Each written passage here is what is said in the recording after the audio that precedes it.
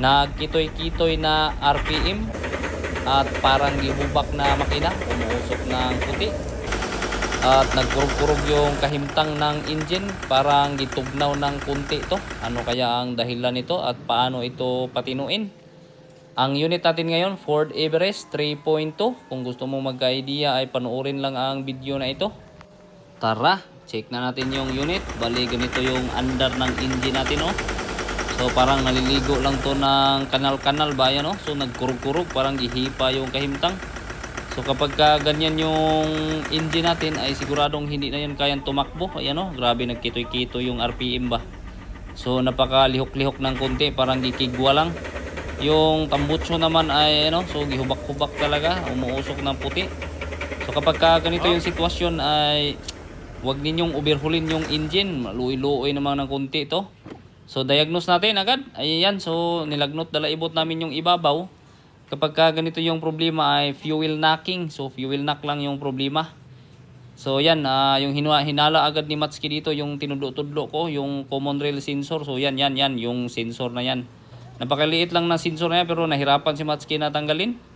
Kaya yan, tinanggal ni Matsuki yung mga fuel lines kasi balak niyang baklasin yung buong common rail assembly kasi yung tools ay hindi makapasok. Kaya yan, wag na kayo magbuot-buot dyan mga basher. So ganun talaga para lumaki-laki yung labor ni Matsuki. Aray ko po. Ayan, so nabaklas na agad. Bali ito yung tuyo-tuyo ni Matsuki, oh.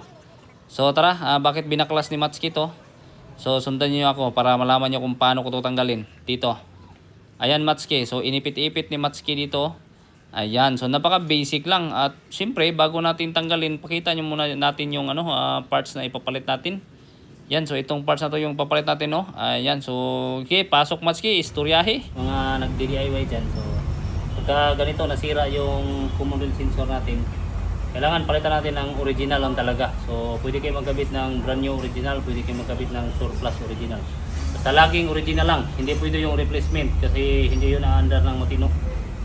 So ito, kakabit natin dito. Hindi tayo magpalit ng buo kasi masyadong mahal kung kasama to.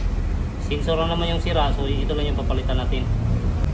Yon, so bali itong tools na to kasi yung ginamit natin no, malaki kaya hindi pumasok doon sa pag nakakabit pa sa unit yung natin, common rail. Ayan, so yan yung pinalit ni Matsuki, basic lang. Tapos ayan, ito yung tuyok lang. So pagka nagkabit yung ganito, siguraduhin nyo lang mahigpit pero wag masyadong sobrang higpitan baka mabali. Pero higpitan talaga para hindi magpugsit-pugsit yung krudo. So pag yan ay nag-leak, nagpugsit-pugsit yan, so syempre back job. Ganun lang, basic lang talaga. So at ngayon kinabit na agad ni Matsuki. So bakit pa ayan kita niyo naman malaki kasi yung tools ba pag diyan mo kinabit at sa mangit-sangit nung anong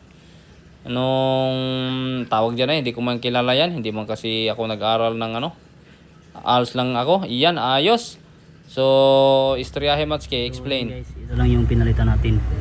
So kita nyo yung mga injector hindi natin yan pinaggagalaw. Tanging yung common rail lang talaga yung tinanggal natin. Ignition. Okay, start. Nagredondo na nga tayo dito. Observe natin na medyo matagal siyang umandar. So ganyan talaga kasi may hangin pa man. Normal talaga yan pag nagbukas tayo ng mga fuel lines. So ngayon i-observe natin yung andar ng engine na wala na siyang fuel knocking at hindi na nagkurog-kurog yung kahimtang.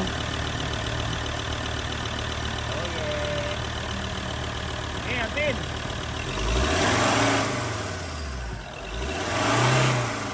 Good.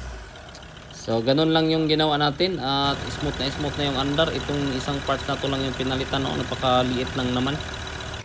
So yan, observe natin yung RPM. Kasi nung kanina ay tas baba siya. So ngayon ay tingnan natin yung kahimtang dito. Ayan, so hindi na siya gumagalaw-galaw ba. Ibig sabihin pagka ganyan ay tudas na yan, goods na. Tapos RPM na Matsuki para lumaki-laki ng kunti yung libor mo. Yan, so pagkatapos RPM sarado na agad yung hood.